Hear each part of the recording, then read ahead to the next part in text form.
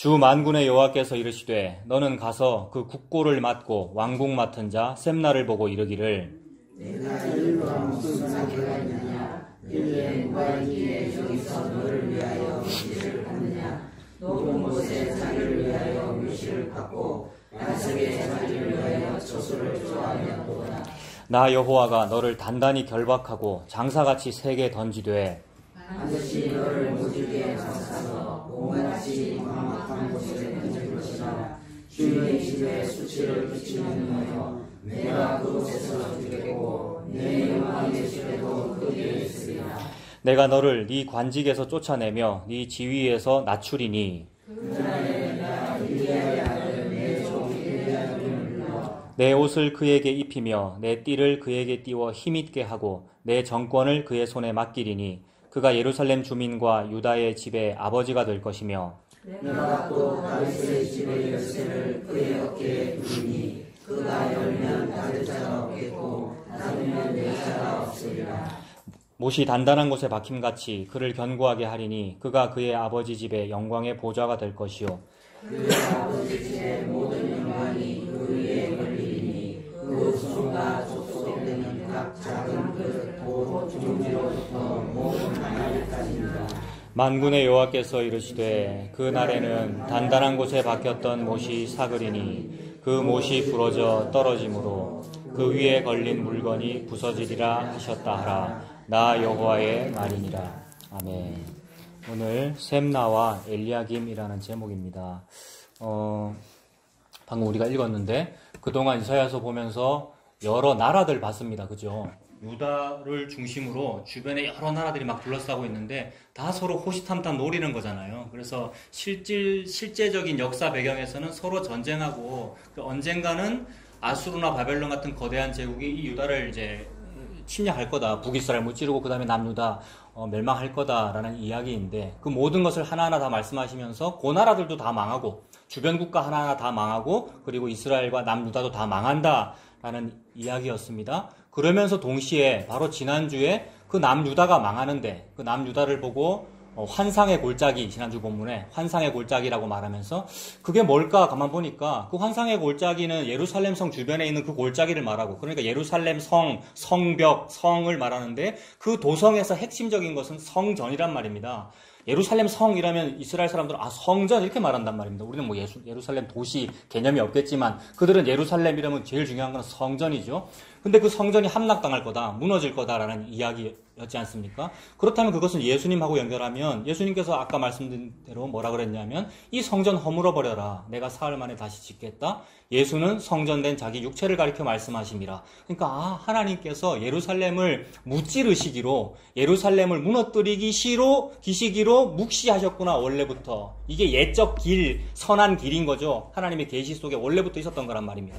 근데 사람들은 그게 싫죠. 이게 더 육신적인 왕이 되어서 더 예루살렘 성이 찬란하고 성전이 더 좋았으면 좋겠습니다. 라는 기본적인 종교성을 여전히 가지고 있기에 오늘날도 열심히 건축 헌금 해가면서 벽돌 건물을 짓고 있는 거란 말입니다. 그래서 건물로는 성전 건물, 벽돌 건물, 교회당 건물이고 또 다른 것으로는 나의 무슨 지위라든지 내 아들, 딸 잘 되는 거라든지 아니면 좀 고상한 거라면 우리 교회가 좀 잘 되는 거 이런 꿈을 꾸는데 그게 아니라 하나님께서는 자기 아들 예수 그리스도를 죽이는 일, 즉 예루살렘 성전을 무너뜨리는 일을 하나님께서 하시더라. 그래서 무너뜨린 그것이 생명이다라는 말씀을 하고 계시는 거죠. 그게 지난주까지였습니다. 그러니까 지난주에 예루살렘 성전이 무너질 거다. 앞으로 제국이 쳐들어와서 라는 얘기까지 했는데 그러니까 계속 지명이 나왔잖아요. 환상의 골짜기라는 지명 나왔고 여러 나라들 이름들 다 나왔는데 갑자기 지금 사람 이름이 나온단 말입니다. 오늘은.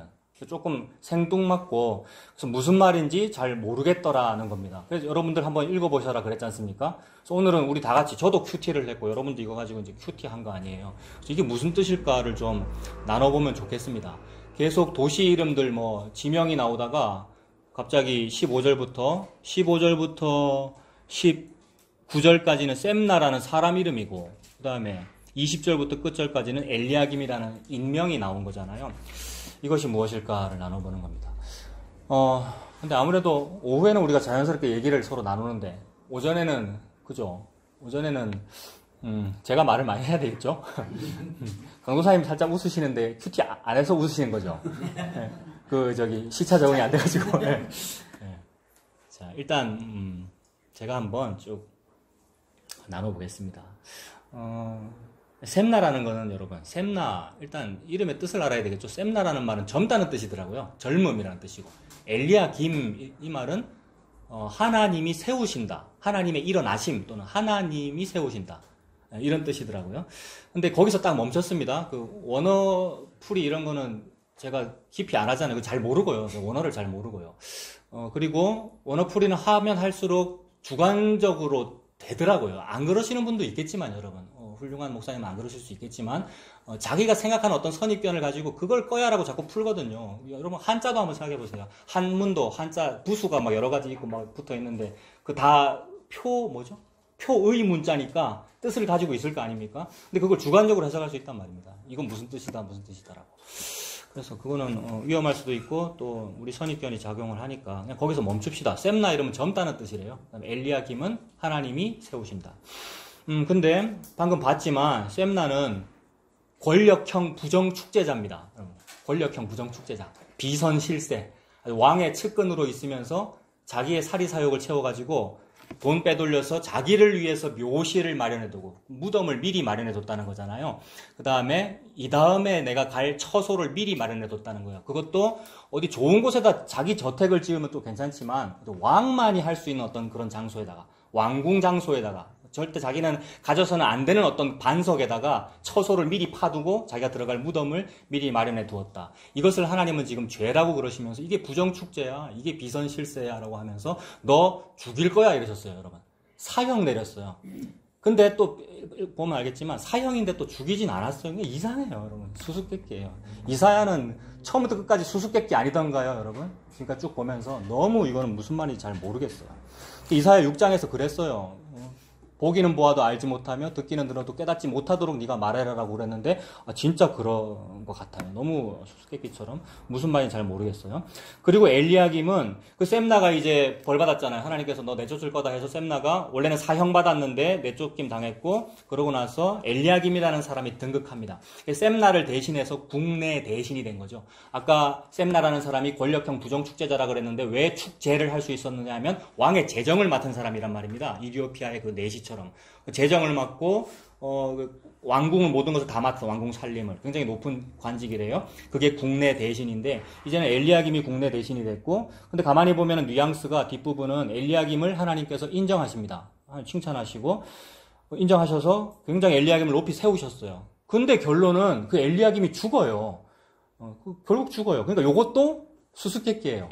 앞에는 죽인다 그랬는데 관직만 밑으로 강등되고 근데 엘리야김은 굉장히 잘했고 높다고 하나님께서 칭찬하셨는데 결국 죽더라는 겁니다. 자, 이게 도대체 무슨 얘기입니까? 지금까지 지명들 쭉 봤는데 갑자기 인명 얘기하면서 하나님 무엇을 말씀하시겠습니까? 한 절 한 절 더 구체적으로 보겠습니다. 15절 보십시오.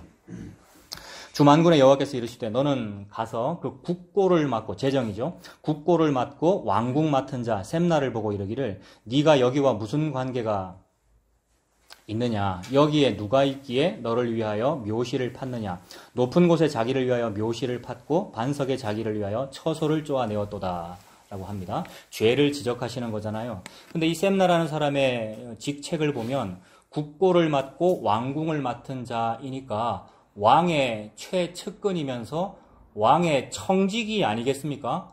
국고를 맡고 왕궁 맡았어요. 그럼 청직이 왕의 청직이다라는 것이 떠오르고 근데 일을 똑바로 하지 않았으니까 불의한 청직이 아닙니까? 근데 이것도 누가복음 16장에 그 불의한 청직이 저는 떠올랐다는 말씀을 지금 드리는 겁니다. 근데 그쯤에서 멈추면 될 것 같아요. 불의한 청지기가 생각이 난다. 그래서 지금 혼나죠. 누가복음 16장의 불의한 청지기도 주인한테 혼납니다. 처음에 혼나고 내가 너 내쫓을 거다. 그래서 내쫓김을 당하기 때문에 미래를 준비한단 말입니다. 이 불의한 청지기가. 이 사람도 지금 비슷해요. 그 뉘앙스가 비슷해요. 이미지가. 그래서 국고를 맡고 왕궁 맡은 자 셈나. 근데 이 사람은 지금 평소에 준비를 했죠. 뭘 준비를 했느냐면 높은 곳에 자기를 위하여 묘실을 팠고 반석에 자기를 위하여 처소를 쫓아냈습니다. 묘실을 미리 파두었다는 것은 모든 사람이 다 하는 거 아닙니까, 여러분? 그러니까 죽을 때를 대비하는 것은 모든 사람이 다 하잖아요.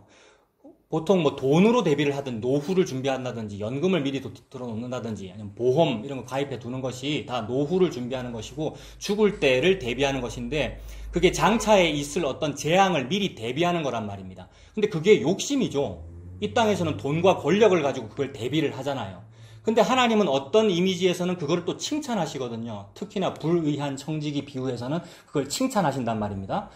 그래서 이 땅에서는 모든 사람들이 그림자로 돈과 권력과 인간의 행복을 가지고 노후를 준비하고 미래를 대비하는데 그게 그림자인데 하나님은 그 그림자를 가지고 본체가 뭔지를 잘 봐라. 진짜로 너희들에게 미래가 있는데 미래를 준비해야 될 거 아니야. 앞으로 올 어떤 그 날이 있는데 앞으로 있을 어떤 재앙이 있는데 그 재앙에 대비하여 든든한 무언가를 준비해야 될 거 아니니 너희들이 지금 뭐 준비하고 있는지 가만 너를 잘 봐봐. 니를 딱 봐봐. 나는 넥타이 준비했고 옷 입었고 준비했단 말입니다. 이게 나의 수치를 가리는 미래에 나에게 덮쳐올 수치라고 하는 재앙을 가리는 대비책으로 내가 지금 이거 한 거거든요. 근데 이게 뭔지 가만 보니까 창세기에 나오는 무화과 이파리 옷이더라는 거죠. 무화과 이파리 옷으로 열심히 입어가지고 미래를 대비하고 있는 중이거든요. 언젠가는 이게 벗겨질 거기 때문에. 벗겨질 때 좀 괜찮으려고 하는 것이고 이것만으로 만족이 안 되는 사람은 이 위에 갑옷도 입을 것이고 방탄조끼 입을 것이고 훈장도 붙일 것이고 이게 전부 다 우리의 권력이고 부고 무화과 나무 이파리더라는 거죠. 근데 하나님이 그래 너희들은 그렇잖아. 선악과 먹었기 때문에 그래. 그래서 전부 다 이파리 가지고 지금 그렇게 하고 있는 거야. 돈을 가지고 계급을 가지고 권력을 가지고. 근데 그 모든 이파리들의 본체가 뭐겠니? 너를 가려주는 가려주는 보호막의 본체가 무엇이겠니라는 걸 보여주시려고 동물 한 마리 죽이신 것이고 가죽을 벗겨서 가죽옷을 지어 입히신 것이죠. 그 가죽옷이라고 하는 것은 양이 죽었다라고 보면 되는 것이고 양 가죽이겠구나. 어린 양이 한 마리 죽는구나. 그것은 예수 그리스도의 생명을 말한다. 이렇게 보여지는 거죠. 그래서 예수님을 믿는 거, 예수님의 그 피를 바라보는 것이 미래에 대한 가장이 아니죠. 하나밖에 없는, 미래에 대한 하나밖에 없는 대비책이다. 너 대비 잘했구나. 불의한 청지기야. 너 미래에 대한 대비 잘했구나. 너 잘했다라는 것이죠. 여기서도 그런 이미지가 보이기는 하나, 칭찬은 안 했어요. 물론 여기서는. 그래서 이 사람이 지금 높은 것에 자기를 위해 묘시를 팠고 반석에 자기를 위하여 처소를 쪼아내었습니다. 일단 이것이 죄입니다. 왜냐하면 육신적인 묘시를 준비한 것이고 육신적인 처소, 미래를 도모한 것이기 때문에 게다가 돈과 권력을 가지고 한 거죠. 권력형 부정축제니까. 이걸 뭘 지금 셈나가 바라보면서 이걸 한 거냐 하면 바로 앞에 문단에 있는 그 환상의 골짜기, 즉 예루살렘 성에 대해서 하나님 말씀하실 때에 보세요. 22장 8절부터 보면 그가 유다에게 덮였던 것을 벗김에라고 하지 않습니까? 유다에게 무언가가 덮여 있었습니다. 그거를 벗김에. 덮였던 것은 무화과 나무 이파리라고도 볼 수 있고 가죽옷이라고도 볼 수 있고 유다 즉 예루살렘 성이 무언가 덮여 있는데 하나님이 그 보호막을 걷어버렸단 말입니다. 그렇게 되면 어떻게 되느냐면 아수르 사네립이 공격해 올 것이고 바벨론이 침략해 올 것이고 난리가 날 거 아니에요. 그러니까 그제서야 급해가지고 무언가를 바라봤단 말입니다. 그 날에야 네가 숲을 곳간의 병기를 바라본다라고 하는데 그 날에야에서 야자는 뺄 수도 있다 그랬죠. 그 날에야 겨우 네가 바라봤다는 뜻도 되고 이제 그 날이 되니까 네가 쳐다봤다는 말도 되니까 그 날이 되도록 만든 분이 하나님이라는 거예요. 적군이 쳐들어와서 쫄딱 망하게 만든 게 하나님이라는 거예요. 그렇게 하니까 네가 쳐다보더라는 거예요. 뭘 쳐다보냐 하면 그림자 쳐다보죠. 무슨 그림자? 병기, 무기. 숲을 곳간의 병기. 숲을 곳간 누가 만들었습니까? 그들이 그토록 존경하는 솔로몬 왕이 만들었고요. 솔로몬 왕이 뭐뭐 만들었어요? 예루살렘 성전 이거 만들었고 그 옆에 레바논 백향목 창고 만들어서 황금 방패, 무기 다 뒀단 말입니다. 그 모든 거 다 하나님이 허락하신 건데 동시에 그림자이죠. 너희들에게 병기가 필요하지, 방패가 필요하지라고 하나님께서 다 제공하신 거란 말이에요. 근데 백성들은 그 하나님을 앙망하지 아니하고 본체인 하나님을 보지 아니하고 방패만 보는 거죠. 본체인 하나님 보지 아니하고 예루살렘 성전만 보고 백향목만 보고 있는 거잖아요. 그래서 그런 그림자만 바라보는 모습이 9절 다윗성에 무너진 것도 벗고 아랫못에 물도 받고요. 가옥도 개수했고 가옥은 왜 개수했겠습니까? 지난주에 가옥을 집들을 왜 샜겠어요? 인구조사하고 가옥의 전체 총조사해가지고 어느 정도 건물은 놔두고 어느 정도 건물은 좀 무너뜨려서 무너진 그 벽돌을 가지고 성벽을 쌓아야 아수르 바벨론부터 막을 수 있지 않겠느냐 이거잖아요. 전부 우리의 무화과 나무 이파리 옷 입고 싶은 우리의 방어 본성이죠. 방어가 곧 공격입니다. 그러고 있어요. 가옥도 개수하고 성벽도 견고하고 하고 옛못과 저수지를 만들었다라고 하는데 옛못도 있고 윗못도 있고 저수지도 있고 밑에 실로암 샘물도 있었어요. 이거 전부 다 무슨 이미지였습니까? 무슨 얘기, 역사적으로는 무슨 얘기였죠? 히스기야 왕이 적군의 침략을 대비해서 수로를 파놓은 거. 그래서 그 수로에 대한 얘기가 이사야서에는 한 2번 정도 나오는데, 하나님이 윗못 수도 세탁자의 밭 곁 큰 길이라는 얘기 하시면서 앞부분에, 이사야 앞부분에서 무슨 얘기를 했는데, 그때 임마누엘 얘기했어요. 처녀가 잉태하여 아들을 낳으리니라는 얘기를 했고, 그러니까 처녀가 잉태하여 아들 낳는다는 얘기와 임마누엘 얘기할 때 등장한 것이 윗못 수도 세탁자의 밭 큰 길. 그리고 윗못 수도는 이거 왜 만들었습니까? 히스기야 왕이 적군의 침략에 대비해서 옛날에는 공성전과 수성전이니까 성 안에 있는 수원지를 잘 확보해 두어야 산단 말이에요. 이런 모든 인간의 대책들이 전부 무화과 이파리 맞죠? 근데 이 무화과 이파리 이거 하라고 누가 그랬어요? 하나님이. 윗모수도 파괴하신 분 누구예요? 하나님이. 그럼 무슨 말 하는 겁니까 지금? 쫄딱 망하게 하는 분도 하나님이고 쫄딱 망하기를 대비해서 네 무기 잘 갖춰라, 백향목 궁궐 지어라, 성벽 잘 쌓으라고 하신 것도 하나님이고, 근데 그 성벽 다 무너지게 하시는 분도 하나님이고, 여러분. 근데 사람들은 하나님 그 안에서 하나님과 뭐 전에 지난주에도 얘기했는데 이거 불교 표현인데 손오공이 뭐예요? 부처님 손바닥 안에서 있는 것처럼 하나님 안에서 그 그림자들만 바라보고 있어요. 윗모 수도만 바라보고 있고 히스기야의 터널만 바라보고 있고 그런 모습이에요. 그거 하니라고 묘실 팠어요. 반석에다가 샘나가 그거 하니라고 돈 모아가지고 자기 처소를 마련했고 왕궁에다가 왕궁 반석에다가 지가 감히 갈 수 없는 자기는 자격이 안 되는데 그러고 있었다는 겁니다. 자, 그래서 이제 16절이 그거 오늘 보면 16절에 높은 곳에 자기를 위해 묘실을 팠고 반석에 자기를 위해 처소를 쪼아내었습니다. 이것이 하나님 앞에 죄가 됩니다. 이거 교만이잖아요. 17절 나 여호와가 너를 단단히 결박하고 장사같이 세게 던지는데 반드시 너를 모질게 감싸서 곰같이 광막한 곳에 던질 것이라 주인의 집에 수치를 끼치는 너여 네가 그곳에서 죽겠고라 그랬습니다. 이거 사형이죠. 내가 너를 내쫓아 버릴 거고 아주 광막한 곳, 광야 이런 곳에 어디 유배 보내버릴 거고 곰같이 이렇게 돌돌 말아 싸가지고 던져버릴 거래요. 하나님이 던져버리시면 누가 살겠습니까? 이거는 죽이는 거죠. 네 영광의 수레도 거기에 있으리라. 수레라는 것은 그 당시에 평민은 감히 가질 수 없는 것이고 수레 또는 병거. 그러니까 병거 잘 만들기로 유명한 국가 그 당시에 병거 잘 만들기로 유명한 국가 뭐가 있겠습니까? 애굽 같은 나라, 이집트, 애굽 같은 나라 대표적이죠. 아니면 히타이트 같은 나라. 히타이트 이러면은 철기 문화거든요. 어떤 나라는 나무로 바퀴 만드는데 쇠로 바퀴 만든다고 생각해 보세요. 그게 전차 아닙니까? 탱크. 이런 거는 아주 아주 높은 사람만 가질 수 있는 것이고 높은 사람도 자기가 못 가지기 때문에 애굽으로부터 수입하는 거거든요. 근데 하나님 뭐라 그러셨냐면 병거와 마병을 많이 가지려고 애굽 가지 말아라. 애굽하고 괜히 무역하면서 병거 니 가지고 싶어가지고 하지 말아라고 명령하셨는데 이 사람 지금 가지고 있어요. 수레를. 근데 그 수레도 어떻게 된다고 했습니까? 이 영광의 수레도 거기 있으리라. 함께 쫓겨났거라는 얘기잖아요. 자, 그런 여러 이미지들이 있습니다. 자, 제가 지금 주제가 하나로 모아지지 않고 여러 가지를 막 병렬식으로 다 말씀드릴 거예요. 큐티했다고 제가 말씀드렸으니까. 저는 또 뭐가 느껴지냐면, 그래, 이렇게 하면서 막 묘실을 팠고, 반석에 뭡니까? 자기를 위해 처소를 쪼아내었는데, 이 사람 부자잖아요. 부자가 무덤을 준비한 거 여러분 떠오르지 않습니까? 부자가 묘실을 준비하고요. 묘실을 팠고, 반석에 자기를 위하여 처소를 쪼아내었다. 그럼 이 부자, 이 샘나는 부자인데, 이 부자를 하나님께서 하루아침에 곰같이 감싸서 광막한 곳에 던져버리면 그가 예비한 모든 것이 누구 것이 되겠습니까? 그가 준비한 모든 것이 누구 것이 되겠느냐라고 예수님이 그러셨잖아요. 그 얘기하고도 연결됩니다. 누구 것이 될까라고 생각해보면 누구 것이 될까요, 여러분? 부자가 준비한 무덤. 부자가 준비한 무덤 누구 것이, 우리 아들이 지금 딴소리 하고 있네. 네. 부자가 준비한 무덤. 예수님 것이 되지요. 그래서 아리마대 사람 요셉, 예수님 당시에 요셉은 산헤드린 공회원이었고 굉장히 높은 사람인데 무덤을 준비해. 자기 묵시려고 무덤 준비해 둔 거잖아요. 근데 예수님이 묻히더라. 그 생각도 떠오릅니다. 하나님께서 이 셈나를 죽인다 그랬어요. 죽겠고 네 영광의 수레도 거기에 있으리라 라고 했는데 19절에 보면 죽이지 않습니다. 내가 너를 네 관직에서 쫓아내며 내 지위에서 낮추리니.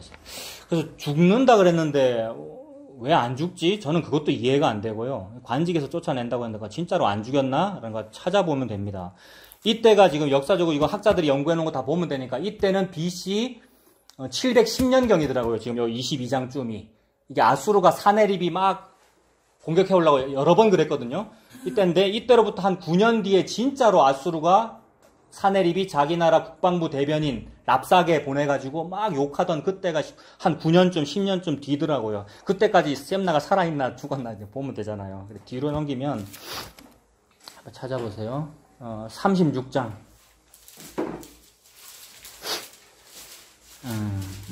36장 1절부터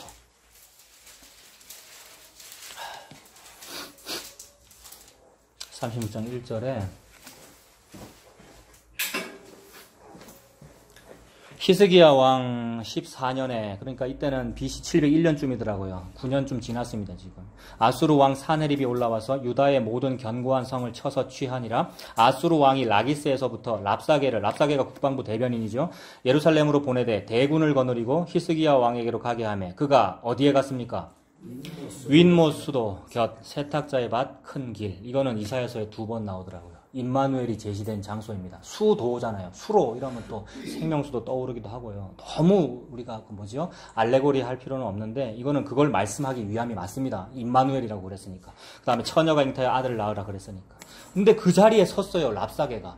적의 국방부 대변인이에요. 대변인이면 말쟁이죠. 말 잘하는 사람이에요. 한 5개국어, 6개국어는 할 거예요. 이 사람이. 아수르 말 당연히 모국어니까 잘하지만 유다 말도 잘해요. 남의 나라 와가지고. 유다 말로 떠드는 거 아니에요. 너가 지금 누구 믿느냐? 히스기야 믿고 까부느냐? 하나님 믿고 까부느냐? 라고 외치는 자리가 임마누엘의 자리라는 거예요. 예수님 자리. 그러니까 이게 적 그리스도의 이미지이고 죄의 이미지잖아요. 그 윗모수도 세탁자의 밭 큰 길에 서가지고 힐기야의 아들 왕궁 맡은 자 엘리야김과 서기관 셈나와 아삽의 아들 사관 요아가 그에게 나아가니라 이랬습니다. 지금 서기관 셈나라는 사람 살아있죠. 아까 이 사람이 국내 대신이었는데 하나님이 너 관직을 낮출 거라고 했기 때문에 서기관으로 낮아졌어요. 근데 죽진 않았더라는 거예요. 저는 이거 죽인다 그랬는데 죽지 않았다는 것에 저는 집중하게 되더라고요. 죽인다 그랬는데 안 죽었어. 그리고 서기관을 하고 있어요. 근데 또 바로 앞에 엘리야김은 뭐 하고 있습니까? 왕궁 맡은 자. 그러니까 셈나의 자리를 엘리야김이 차지했고 그 다음에 셈나는 밑으로 내려갔습니다. 서기관 됐습니다. 하지만 이 셈나가 굉장히 서기관으로서 역할을 또 잘하고 있어요. 청지기로서. 지금 그렇게 쫓겨났고 광막한 곳에 던질 정도로 쫓겨났으면 어디 유배 갔어야 되는데 9년 뒤에 지금 여기서 굉장히 요직에서 잘하고 있고 3명이 지금 적의 국방부 대변인한테 가가지고 하는데 또 잘해요. 몇 번 더 나와요. 뒤에 37장 이런 데 보면 그 랍사게의 말 때문에 막 이 세 사람이 옷을 찢고 붉은 베옷을 입고 이것은 극도의 슬픔을 나타내는 것이고 공직자로서 역할을 지금 하고 있는 거란 말입니다. 히스기야 왕한테 가서 이 내용 다 보고하고 왔다 갔다 서로 하고 계속 명령받아서 일을 하고 있고 그러면 지금 쫓겨난 이미지인데 일은 잘하고 있다. 게다가 자기가 낮아졌는데 낮아진 그 위치에서 자기 역할 잘 감당하고 있다. 이렇게 보여요. 그래서 이거는 요것도 수수께끼다 이 말입니다. 응? 이것도 수수께끼예요. 쫓겨났는데 죽인다 했는데 죽지도 않았고 그 다음에 쫓겨났는데 쫓겨난 자리에서도 자기 역할 잘 하더라. 그래서 이 사람은 청지기 역할을 하고 있구나 라는 것이 느껴집니다.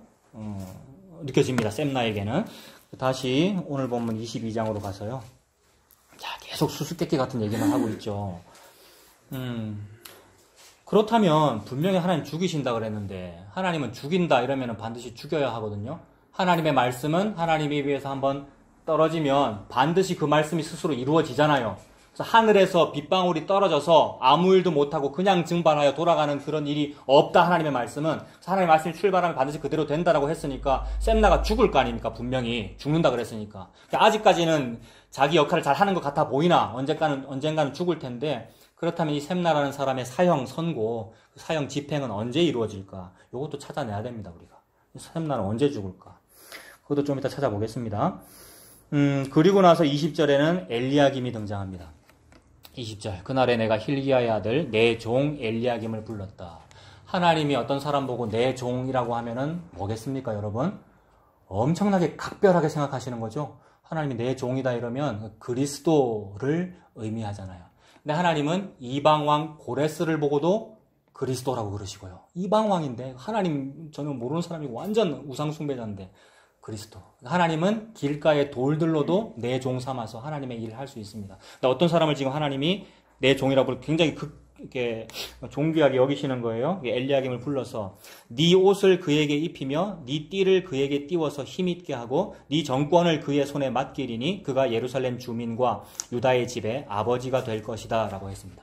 셈나가 입고 있던 옷을 엘리야김한테 입히고 셈나의 띠라고 하는 것은 허리띠 이런 걸 생각할 수 있는데 유대인에게 띠는 의복의 한 종류고 유대인은 의복 중요시 여기죠. 게다가 겉옷 이런 것은 거의 재산이잖아요. 게다가 이 사람 공직자가 입은 관복의 띠는 우리나라도 옛날 그 관복 띠 같은 거 보면 아주 권력을 상징하는 거잖아요.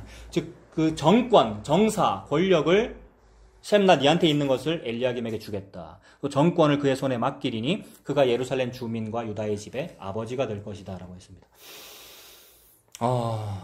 여기서 또 여러 가지가 떠오르죠. 또 병렬식으로 다 말씀드리면 옷과 띠, 그 둘째 아들, 탕자 둘째 아들도 그렇게 되고요. 그 다음에 뭡니까? 쌍둥이 누굽니까, 여러분? 에서와 야곱도 떠오르잖아요. 그래서 에서의 좋은 옷을 좋다 그랬죠. 에서의 좋은 옷을 동생 야곱에게 입힙니다. 야곱을 높이고 에서를 낮추고요. 그래서 먼저 된 자가 나중되고 나중된 자가 먼저 되고 큰 자가 어린 자를 섬기리라. 그 이미지로 되고 있어요. 그리고 이 엘리야김이라는 사람에게 좋은 옷과 권력의 띠와 정권이 얹어졌다는 것은 정사가 그의 어깨에 지워졌다는 거잖아요. 이런 이미지는 이사야서에서 나온 적이 있습니다.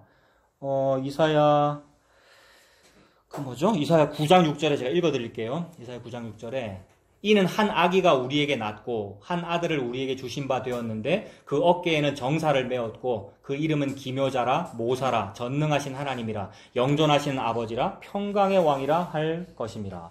이게 지금 예수님에 대한 이야기잖아요. 예수님이 그 어깨에 정사를 짊어졌다. 같은 이미지입니다. 자, 그리고 22절에 내가 또 다윗의 지배의 열쇠를 그의 어깨에 두리니 그가 열면 닫을 자가 없겠고 닫으면 열 자가 없으리라. 자, 이거 큐티 다 하신 분은 이거 무슨 얘기예요, 여러분? 베드로도 떠오르고 맞아요. 왜 웃으세요? 베드로도 맞고 또 아까 뭐라 그러셨습니까? 계시록도 말씀하셨고 다 그런 것들이 떠오르죠. 그 부분 제가 읽어드릴게요. 그러니까 지금 열쇠를 맡긴다라고 했는데 그 열쇠는 다윗의 열쇠고 열쇠니까 열고 닫는 권세니까 열고 닫는 권세는 하나님만 가지고 계시는 거죠. 그러니까 하나님만 가지고 계시는 그 권세는 예수님만 가지고 계시는 거죠. 예수님이 그 열쇠를 가지고 계시는 겁니다. 그래서 계시록 3장 7절에 보면 빌라델비아 교회의 사자에게 편지하기를 거룩하고 진실하사 다윗의 열쇠를 가지신 이 곧 열면 닫을 사람이 없고 닫으면 열 사람이 없는 그 이가 가라사대. 그분은 예수님입니다. 예수님만이 열쇠를 가지고 계셔서 권세와 정사를 그 어깨에 둘렀다는 얘기죠. 그게 아까 이사야 9장 6절의 그 이야기고요.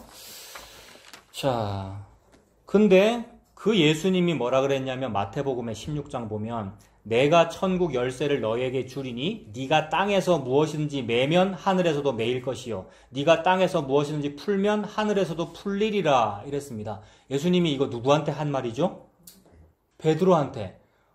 사람들이 나를 누구라고 하느냐? 이 사람은 이거라 그러고 저 사람은 저거라 그러고. 근데 베드로가 주는 그리스도시요 살아계신 하나님의 아들이십니다. 정답을 얘기했잖아요. 예수님 너무 칭찬하시면서 이것을 알게 하니는 혈육이 아니요. 그러니까 네가 안 거 아니고 혈육 사람들이 알게 한 거 아니고 아버지가 알게 하신 거다. 이게 기적이죠.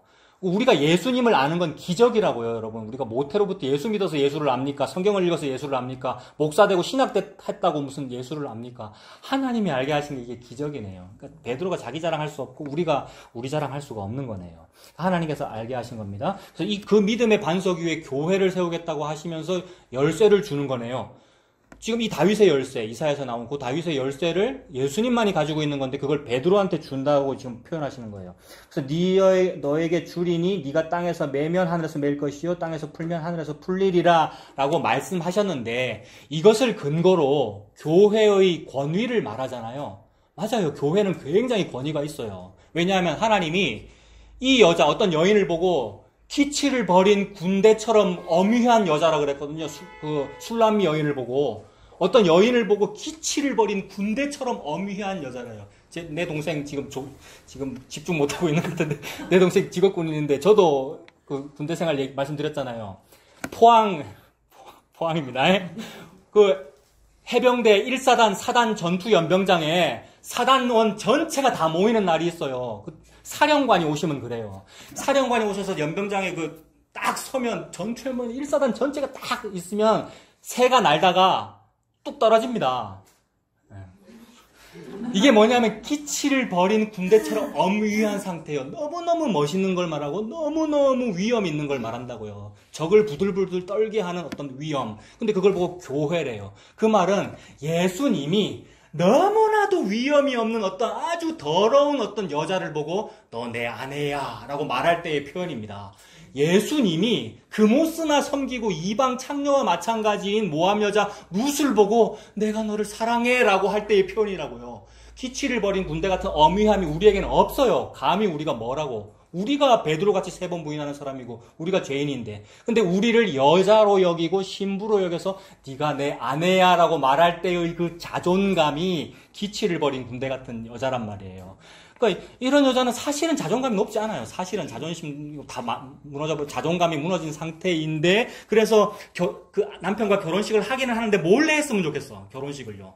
하객을 안 부르고 결혼식을 몰래 하고 혼인신고만 동사무소 가서 몰래 하고 싶은 마음은 숨기고 싶은 마음입니다. 떳떳하지 못한 결혼이라는 얘기고. 나는 숨기고 싶은데 신랑이 확 공개를 해버리고 하객을 일부러 다 모으고 여러분 제가 사랑하는 여자입니다 라고 할 때 이 여자의 자존감은 확 올라가는 거죠. 모든 하객 앞에서 이 남자가 나를 떳떳하게 생각하는구나. 이 남자가 나를 부끄러이 여기지 않는구나. 사람 앞에 공개적으로. 이런 걸 프로포즈라 그러고요.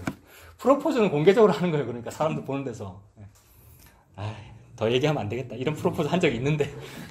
네? 이거를 한 3년 뒤에 얘기하더라고요. 그때 오빠가 제일 멋있었다고. 남이 볼 때 이제 그런 걸 해야 멋있는 거예요. 싫었다고요? 예. 자, 더 얘기하지 않고요. 그러니까 베드로한테 열쇠를 준다는 말은 그 교회에 권위가 있다라는 얘기 제가 지금 하면서 이 말씀드린 거예요. 그런 의미로 권위가 있어요. 위험이 있는 거 맞아요. 근데 그 위험이라고 하는 것은 예수가 남편일 때 위험이 있는 거잖아요. 예수님이 신랑일 때 위험이 있는 겁니다. 그래서 왜 예수님이 신랑이라는 말은 그 여자의 목을 자르고 예수님이 머리가 된 상태가 예수님이 신랑 된 거지 않습니까? 이 일을 이루기 위하여 하나님은 옛적부터 이것만 하고 계셨죠. 그래서 예수님께서 십자가에서 돌아가신 거죠. 예수님 십자가 죽으심이 우리를 죽이신 것이고 예수님을 우리에게 부어주신 거죠. 그래서 우리라고 하는 이 지체들에게 예수님의 머리가 오신 것, 성령께서 임하신 것, 그걸 보고 교회라고 한다. 그러니까 이 교회에게 예수님이 열쇠를 맡긴 거니까 그 말은 머리가 예수인 어떤 자에게 열쇠를 맡긴 거니까 머리가 예수면은 그 사람은 뭡니까? 예수님이죠. 그 열쇠는 교회가 지고 있습니까? 예수님이 지고 있습니까? 예수님이 지고 계시죠. 베드로한테 줘도. 근데 베드로가 받았잖아 라고 하면서 우리 베드로는 1대 교황이고 내가 2대, 3대, 4대 지금 몇 대 교황인지 교황 우리가 열쇠를 가지고 있다. 교황은 무오하다. 그 교회의 권세가 7위권이 있고 그래서 열면 닫을 자가 없고 닫으면 열 자가 없다라고 말하는 것은 예수님 없이 말하는 가능성이 크다. 그 얘기죠. 열쇠는 누가 가지고 계십니까? 예수님이 가지고 계십니다. 여전히. 그 교회라는 말은 그 예수님인 그 교회를 말하는 거죠. 예수님이 머리이신 그 교회를 말합니다. 그러니 아까 그 엘리야김이 열쇠를 가졌다는 얘기도 예수님이 열쇠를 가졌다라는 것으로 볼 수 있죠. 조금 전에 마태복음 16장 말씀드렸는데 마태복음 18장에도 그 얘기가 또 나오더라고요. 마태복음 18장에서는 용서 이야기 말씀하시면서 예수님이 용서 이야기 말씀하시면서 70번씩 7번까지라도 해라. 근데 사람들은 내가 한 7번쯤 할까요? 뭐 이렇게 한단 말입니다. 그 말은 내 용서 잘합니다. 어릴 때부터 예수 믿었고 내가 좀 거룩하게 살 수 있습니다. 나 용서도 좀 잘해요. 자비심 많아요. 이러는데 너희들은 지금 한다고 하지만 용서 못해 라는 얘기죠. 예수님의 말씀은.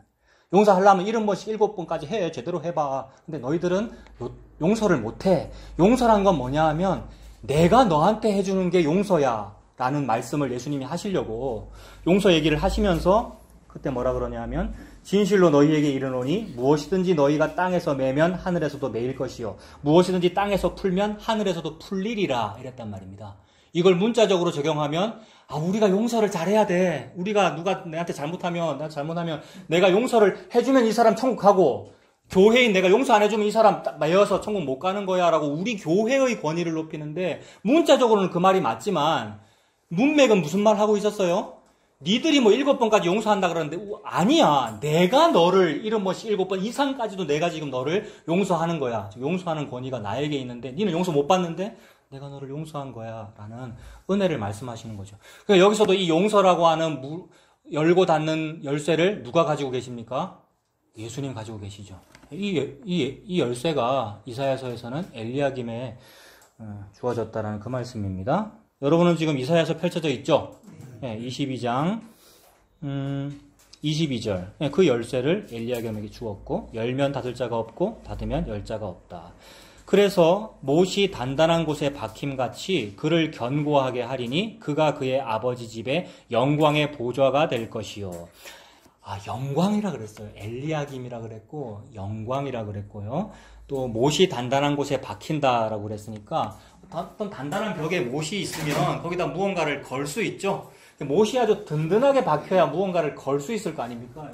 못이 있는데 이게 못이 미덥지 못하면 무거운 물건을 못 걸어요. 근데 너무나 든든해 보이고 미더워 보이기에 거기에 여러 가지 다 걸리더라는 거죠. 달력도 걸고 액자도 걸고 근데 무거운 것도 막 걸 수 있을 정도로 아주 든든하다. 그래서 무언가를 걸 수 있을 만큼 든든하다라는 말이 미쁘다라는 말이거든요. 믿기에 기쁘다, 미쁘다. 그래서 믿음직스러워서 저 위에 막 걸립니다. 그래서 그렇게 하겠다는 거예요. 엘리야김이 그 못과 같다. 단단한 곳에 박혀 있어서 그 아버지 집의 영광의 보좌가 되기 때문에 24절에 그의 아버지 집의 모든 영광이 그 위에 걸리리니 아버지께서 참 아버지는 하나님이시잖아요. 하나님께서 하나님의 어떤 영광을 아무데나 걸어둡니까, 여러분? 하나님의 영광을 떨어질 만한 어떤 데다 걸어둡니까? 든든하기 때문에 거는 거 아니에요? 근데 거기다 걸었어요. 단단한 못에. 걸리리니. 근데 그러니까 든든하니까 그 후손과 족속되는 각 작은 그릇, 곧 종지로부터 모든 항아리까지 다 걸렸대요. 간장 종지로부터 항아리까지 그 못에 다 걸렸대요. 무슨 뜻이겠어요, 여러분? 모든 것이 다 간장 종지로부터 큰 항아리까지 모든 것이 다 걸렸다는 거니까 만유가 다 걸려버렸다는 거잖아요. 특히 여기서는 그릇이라고 표현했고 후손, 자손, 족속이라고 표현했으니까 사람을 의미하겠죠. 우리에게 적용하면 모든 사람이 다 걸렸다는 말입니다. 특히 이 문자에서는 이 문자적인 의미에서는 엘리야김 집안 사람이 엘리야김의 가족들이 거기에 싹 다 걸렸다는 말입니다. 요거를 이제 여러 주석 다 봤어요. 바로 위에 있는 셈나가 부정축제자였는데 그걸 하나님께서 벌하셨음에도 불구하고 인간은 전적으로 타락해서 나중에 등극한 엘리야김도 또 타락하더라 이렇게 해석하더라고요. 그것도 맞아요. 그래서 엘리야김도 타락했고 엘리야김도 자기 집안 안에서 또 비리를 저질렀어. 그래서 자기 집안 식구들이 전부 다 엘리야김과 함께 부정축제를 또 했다 이렇게 보더라고요. 그렇기 때문에 25절 보세요. 만군의 여호와께서 이르시되 그 날에는 단단한 곳에 박혔던 못이 사그리니 그 못이 부러져 떨어짐으로 그 위에 걸린 물건이 부서지리라 하셨다 하라. 나 여호와의 말이니라. 이 못이 미더워서 모든 거 다 걸렸는데 못이 사가서 뚝 떨어져서 그럼 어떻게 되겠어요? 간장 종지부터 항아리까지 다 깨져서 다 죽으리라는 얘기잖아요. 그래서 주석들에는 보통 엘리야김마저도 부정축제를 하는 바람에 그 집안이 전부 다 벌받아서 다 죽게 되었다라고 보더라고요. 그리고 이렇게 보는 이유는 이 문자를 이해하고 싶어서 그렇게 봤겠죠. 게다가 이것도 이해가 안 되는 주석가는 뭐라고 표현했느냐 하면 다 일리 있는 주석인 것 같아요. 설마 엘리야김이 그랬겠나. 엘리야김은 지금 하나님께서 존귀하다고 그러셨는데 맨 마지막에 떨어져 죽는다는 이 표현은 위에 있는 셈나를 보고 한 말일 거야 라고도 해석하더라고요. 근데 그건 이해하려고 우리 인간이 이해하려고 막 그렇게 한 것 같아요. 근데 아까 말씀드린 대로 이해 안 되는 것 같아요. 제 생각에는 여러분. 이거 수수께끼인데 이해 안 되는 건데 이해 안 되면서 이해되는 무언가를 하나님 말씀하시는 것 같은데. 그래서 일단은 저는 이렇게 봅니다. 이 못이 사갔다는 거 엘리야김 맞는 것 같아요. 셈나는 아닌 것 같아요. 엘리야김 보고 조금 전에 든든한 못이라 그랬고, 근데 그 못이 삭는다 그랬으니까 떨어져 죽는다. 근데 엘리야김에 걸렸던 모든 것이 다 떨어져 죽는다. 이런 이미지로 보입니다. 그러면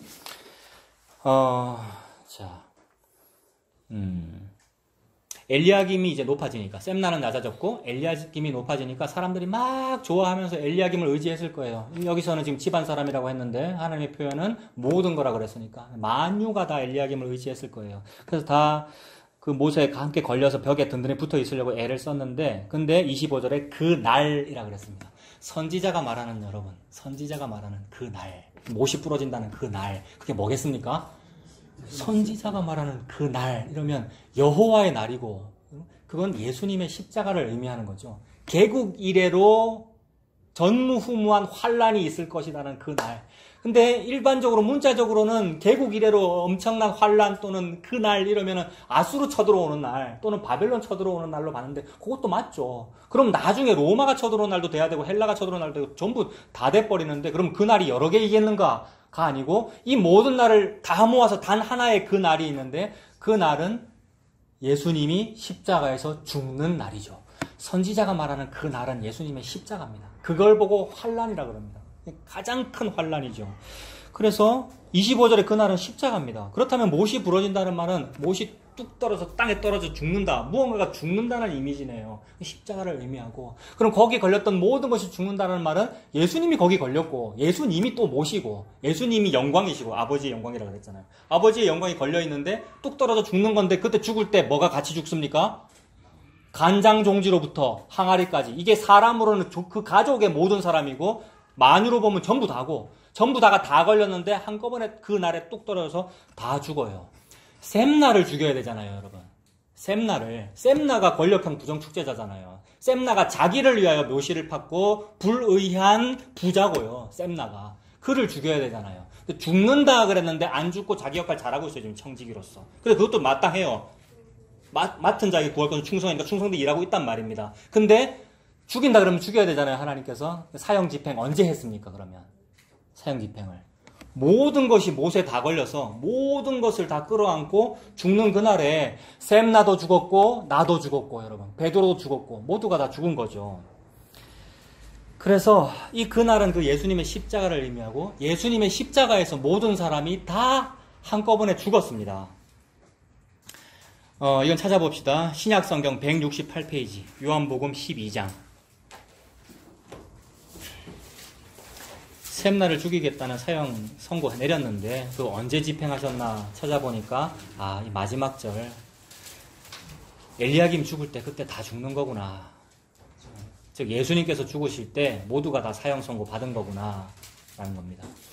신약 168페이지 요한복음 12장에 27절 지금 내 마음이 괴로우니 라고 했습니다. 예수님이 지금 마음이 괴롭다라고 하면서 무슨 말씀을 하시고 또는 하나님과 대화하시고 기도하시면 이거는 겟세마네 기도의 이미지이기도 하고 또 여러 버전으로 나타나는데 요한복음 12장에서는 이렇게 말씀하신 걸로 나타납니다.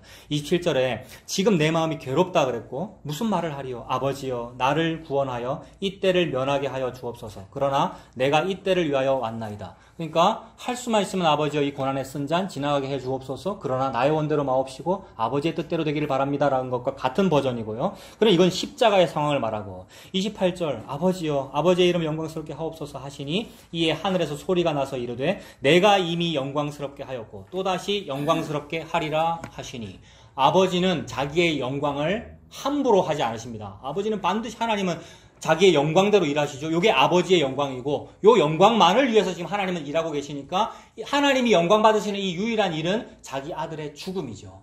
예수님의 십자가로 지금 예수님은 아버지께 영광을 돌리고 하나님은 그걸 영광이라 그러십니다. 이게 아까 이사야 22장에서 봤던 엘리야김의 영광이고요. 엘리야김이 자기 아버지 집의 영광이라 그랬잖아요. 같은 거죠. 예수님 이야기죠. 그쪽 밑으로 내려가서 31절에 이제 이 세상에 대한 심판이 이르렀으니 요게 심판이래요, 여러분. 지금 하나님이 누구 심판하고 있는데요? 누구 죽이고 있는데요? 예수님 죽이고 있는데. 근데 그게 심판이래요. 그게 온 우주에 대한 심판이래요. 그래서 그 심판으로 말미암아 세상 임금이 쫓겨난답니다. 세상 임금은 누구겠습니까? 그 당시로 보면은 로마 황제일 수도 있고 헤로드 왕일 수도 있고, 구약으로 보면 이때는 뭐 아수르 왕, 바벨론 왕 또는 이스라엘 유다의 왕, 그게 세상 임금인데, 그러니까 어떤 나쁜 권력자, 독재자 이렇게 볼 수도 있고, 이 세상의 죄를 말하죠. 결국 죄고 마귀를 의미하고 공중의 권세 잡은 자. 근데 그 모든 것이 결국 뭐냐 하면 나죠. 이 세상 임금은 납니다. 내가 나 자신을 가만히 보면 내가 왕이에요, 항상. 그래서 그때 어떤 정치 체제와 정치 제도를 달리하지만 어느 시대든지 자기가 왕입니다. 옛날에 전제군주 시대에도 전제군주가 왕이다라고 했으나 결국 왕은 누굽니까? 나에게도 저런 왕을 주세요라고 말한 백성이 왕이잖아요. 그래서 백성에게 주권이 있기 때문에 감히 사무엘 선지자, 즉 하나님에게 가서 왕 내놓으세요라고 한 거잖아요. 백성이. 그 말은 나에게 주권이 있다는 얘기죠. 그럼 내가 왕이기 때문에 그런 것이고. 그럼 민주주의 사회에서는요, 당연히 국민주권이라고 헌법에 되어 있고 우리가 투표해서 대통령 뽑은 거 아닙니까? 그러니까 항상 내가 왕이죠, 여러분. 우리가 항상 왕입니다. 그래서 그 나라고 하는 자아, 나가 심판받는 자리가 예수님 십자가네요. 예수님 십자가의 그 자리에서 세상을 심판한다. 그래서 이 세상의 임금이 쫓겨나리라 그랬습니다. 근데 그 일이 예수님 쫓겨나는 게 그거였어요. 예수님이 죽는 것이 그 심판이었어요. 그래서 셈나가 쫓겨나야 되고 나아가 쫓겨나야 되는데, 그런데 정작 쫓겨나서 심판받아 죽는 이는 예수님이더라는 겁니다. 그리고 32절, 내가 땅에서 들리면 모든 사람을 내게로 이끌겠노라 라고 했지 않습니까? 내가 땅에서, 예수님이 십자가에서 들리면 모든 사람을 내게로 이끌겠노라 라고 했으니까, 이 이끈다는 말은 다 끌어당긴다는 말이니까 모든 사람을 다 품는다는 거잖아요. 간장 종지로부터 항아리까지 다 품고 함께 떨어져 죽어요. 십자가에서 죽는다는 이미지죠. 다 깨지겠죠. 그게 우리가 죽었다라는 이미지입니다. 33절, 이렇게 말씀하시면 자기가 어떠한 죽음으로 죽을 것을 보이심이로라. 십자가를 말씀하시는구나. 그리고는 밑으로 내려가면 39절에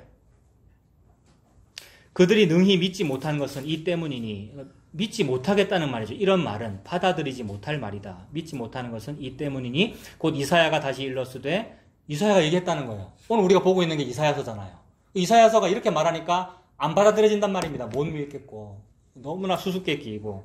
이사야가 뭐라 그랬냐면 40절에 그들의 눈을 멀게 하시고 그들의 마음을 완고하게 하셨으니 이는 그들로 하여금 눈으로 보고 마음으로 깨닫고 돌이켜 내게 고침을 받지 못하게 하려 함이라 하셨습니다. 이사야가 이렇게 말한 것은 주의 영광을 보고 주를 가리켜 말한 것이다 이랬습니다. 그러니까 이사야 6장에 보기는 보아도 알지 못하게 하고 듣기는 들어도 깨닫지 못하도록 하라는 그 얘기가 주님을 보면 그렇다는 거죠. 주를 보고 얘기하는 내용이 그렇다는 거예요. 그러니까 십자가가 그렇게 못 받아들일 얘기고 저주스러운 얘기고 거리끼는 얘기고, 그래서 수수께끼와 같고. 그래서 이사야는 예수님을 본 거다. 그 성전에서 보좌에 앉으신 옷자락만 스친 그 예수님을 보았다라는 말이죠. 그리고 고린도 후서를 볼 건데 이건 제가 읽어드릴게요. 고린도 후서 5장 14절에 그리스도의 사랑이 우리를 강권하시는도다. 우리가 생각하건대 한 사람이 모든 사람을 대신하여 죽었은즉, 그 다음 뭐겠습니까? 모든 사람이 죽은 것이니라. 한 사람이 우리를 위하여 대신하여 죽었은즉 모든 사람이 죽은 것이니라. 그게 십자가네요. 그 십자가에서 우리가 다 죽었다는 얘기네요. 그리고 로마서 5장 19절도 한 사람이 순종하지 아니함으로 많은 사람이 죄인 된 것 같이 한 사람이 순종하심으로 많은 사람이 의인 되리라 이랬습니다. 한 사람이 그거 하는 거를 지금 하나님은 바라보고 있고 그걸 영광이라 그런대요. 근데 우리는 그 한 사람이 아니고 요 사람이 의로운 행동한 거, 이 사람 저 사람이 율법 지킨 거, 저 사람이 지하철 선로에 떨어진 사람을 대신하여 죽은 의인이에요 라고 말하는 그 사람을 보고 영광이라고 그러고 의롭다 그러는데, 좀 그래야 됩니다. 우리가 그러고 살아야죠. 근데 하나님은 아니, 그거 한 사람과 안 한 사람이 전부 다 죄인이야. 그 모든 전부가 간장 종지로부터 항아리까지야. 이걸 다 내가 요 한 사람이라고 하는 든든한 못에다가 얹혀서 죽은 거야. 그래서 내가 그 한 사람에게 나는 집중하고 있어 라는 말씀이 성경 전체고, 하나님이 지금 그 한 사람에 대해서만 말하고 있단 말입니다. 어떤 때는 성읍 이름으로, 도시 이름으로, 어떤 때는 골짜기 가지고, 지난주죠. 오늘은 셈나와 엘리야김이라는 사람 이름 가지고 인명 가지고 전부 예수님 얘기만 하고 있죠. 그러니까 그걸 보고 아버지의 영광이다. 엘리야김의 영광이고 이것이 아버지의 영광이다. 그래 그 일을 통하여 엘리야김이 높아지고 예수님이 장자로 높임을 받는 거죠. 그렇게 장자로 높임을 받아서 둘째 동생, 셋째 동생, 넷째 동생들이 생기는 것이고요. 그래서 그 예수님 이야기입니다. 한 사람이 순종하지 않으면 많은 사람이 죄인 된 것 같이. 그 사람은 한 사람 순종 안 했고 많은 사람 죄인 됐다. 이것은 아담 얘기고 셈나 이야기고 우리 이야기고. 근데 한 사람이 순종하심으로 말미암아 많은 사람이 의인이 되리라. 우리 예수님 이야기이죠. 그래서 결론입니다. 오늘 본문 읽었는데 우리 큐티 하자 그랬고 여러 가지로 제가 병렬식으로 이런 것도 느껴집니다. 저런 것도 느껴집니다. 다 말씀드렸잖아요. 그래서 결론이 뭔가 셈나는 지금 나쁜 사람이라는 말인데 그런 말씀이 여러분은 좀 셈나처럼 살지 마세요 라는 그 얘기인가 여러분? 그렇게 보입니다. 문자는 그렇게 되어 있잖아요. 근데 셈나처럼 하지 말라는 건가? 그게 첫 번째고 두 번째는 엘리야김처럼 하라는 얘기인가? 엘리야김은 의롭다는 얘기잖아요. 그 두 번째고 세 번째는 그럼 뭔가 이거 찾아보는 겁니다. 그럼 셈나처럼 하지 말라는 말인가? 사실은 우리 모두가 다 셈나처럼 하고 살죠, 여러분. 우리가 다 셈나와 같이 죄를 짓고 살고요. 무화과 나무 이파리 가지고 미래를 대비하고 있고요. 묘실 준비하고 처소를 마련하잖아요. 그래서 셈나처럼 우리가 안 할 수도 없고 안 할 실력도 없고 안 하고 싶어 하지도 않는다. 말씀이 그렇게 얘기했죠. 의인은 없나니 하나도 없도다라고 얘기했고 너희들이 전부 다 셈나다. 목사와 성도가 전부 다 셈나다라고 말씀하셨고 그리고 로마서 8장 7절에는 육신의 생각은 하나님과 원수가 되나니 이는 하나님의 법에 굴복하지 아니할 뿐 아니라 할 수도 없음이라.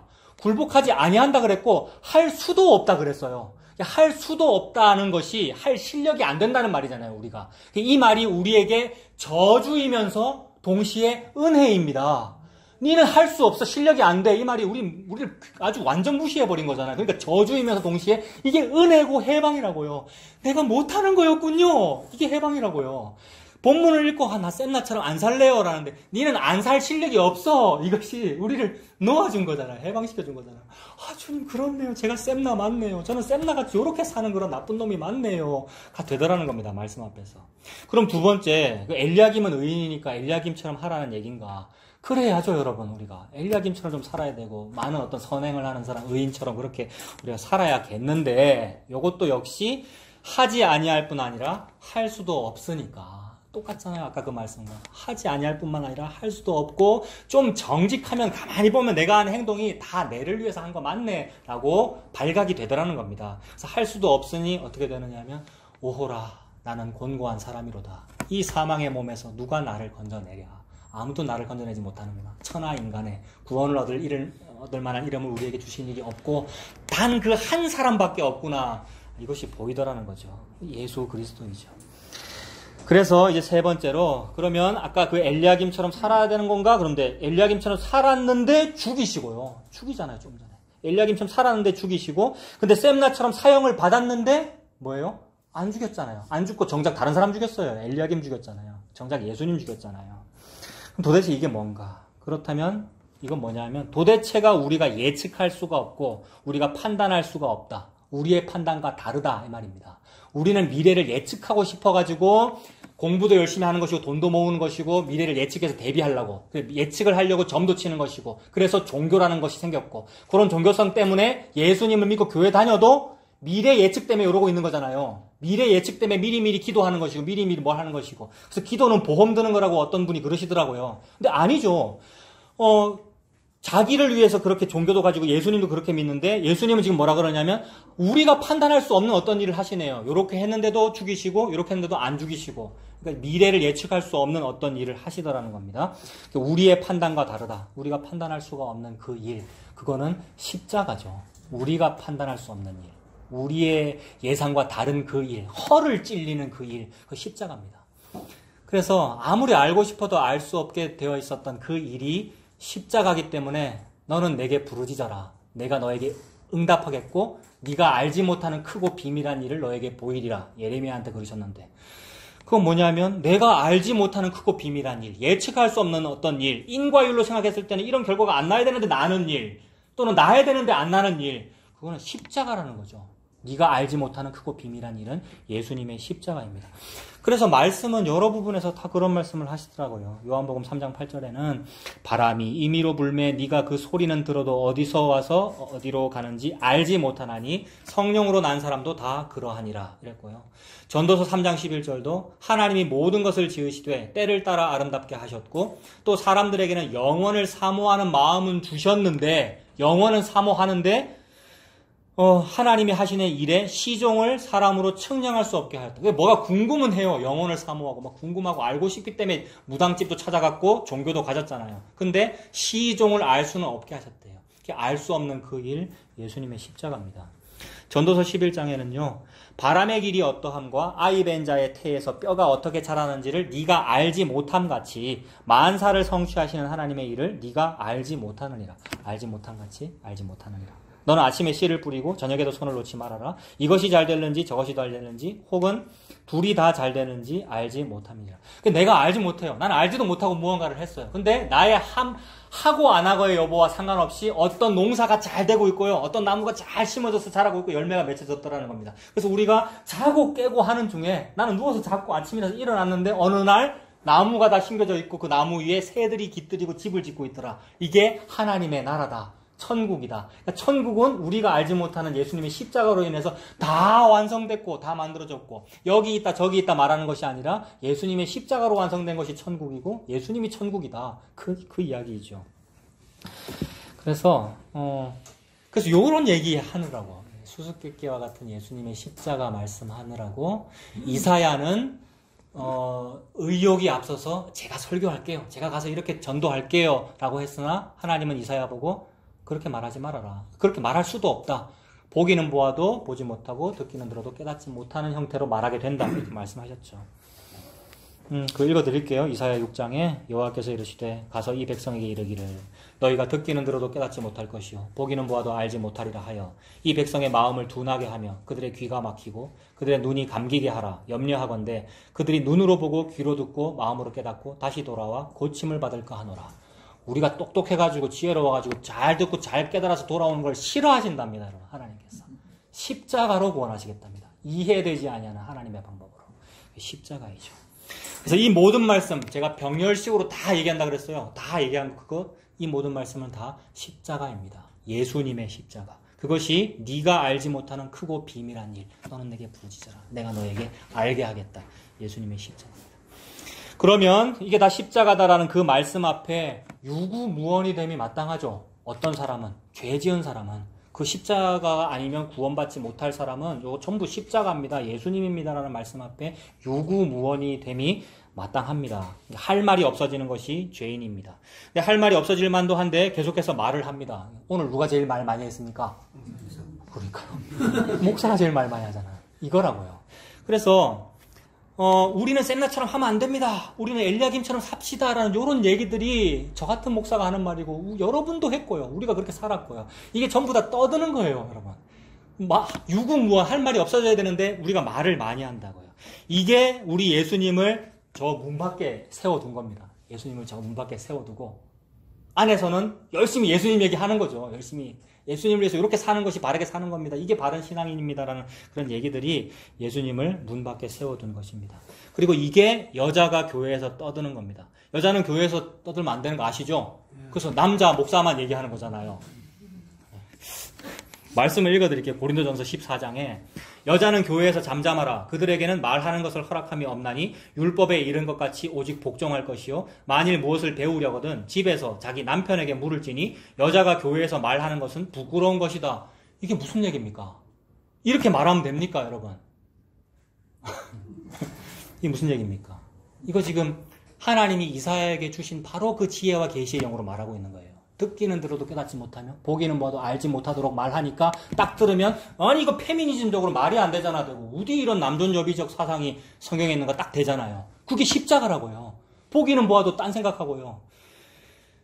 이건 무슨 말이냐면 하나님이 예수님을 남자로 이 땅에 태어나게 하셔서 즉 예수님을 신랑으로 이 땅에 보내셔서 사람이 부모를 떠나 여자를 만나 둘이 한 몸이 될지니라라고 하셨고, 그럼 뭐 하나님이 예수와 사람을 짝지어 준 것을 사람이 나누지 못할지니라라고 말씀하신 분이 하나님이시고, 그걸 이루신 분이 예수님이시라서 예수님이 신랑이고 우리 죄인들, 즉 셈나들이, 이 죄인들이 신부들이다라는 거죠. 신부, 우리가 여자인 거죠. 그걸 교회라고 한다. 그래서 예수님이 그 교회, 즉 여자에게 찾아가서 함께 죽어서 머리를 자르시고, 예수님이 머리 된 상태를 보고 교회, 내 아내, 나의 아내, 교회, 그걸 부부라 그러고, 그래서 그거 이혼하지 아니한다라고 예수님께서 그러신 거고요.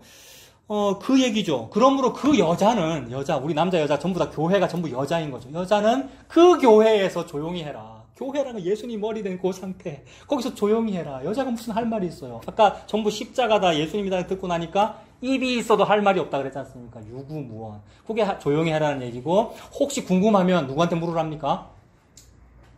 궁금하면 교회에서 묻지 말아요. 네, 질문하지 말라는 얘기 아닙니다. 묻지 말고 집에 가서 물으래요. 집에 가서 자기 남편한테 물을지. 그 남편은 누구냐면 예수님이죠. 남편은 예수님. 물으면 예수님께서, 남편이 대답하시겠죠. 뭐라고 답하냐면, 예수님이 뭐라 그러냐면, 내가 셈나가 되고, 셈나가 누굴까? 엘리야김이 누굴까? 우리 그랬는데, 예수님 말하시기를, 남편이, 내가 셈나가 되고, 내가 엘리야김이 되고, 내가 범법자와 동료가 됐다. 이렇게 말한 거죠. 내 남편이 그렇게 말을 한 거예요. 내가 불의한 청지기가 되고, 히스기야가 되고, 사네립이 되고, 랍사게가 되고, 전부 예수님이 지금 그거 시켰고, 예수님이 지금 하고 계시는 거예요. 내가 랍사게가 되고, 내가 아수르가 되고, 내가 바벨론이 되고, 내가 윗못 수도 세탁자의 밭 큰 길, 그게 된 거야. 이러시고요. 그리고 예루살렘 성전이 됐어.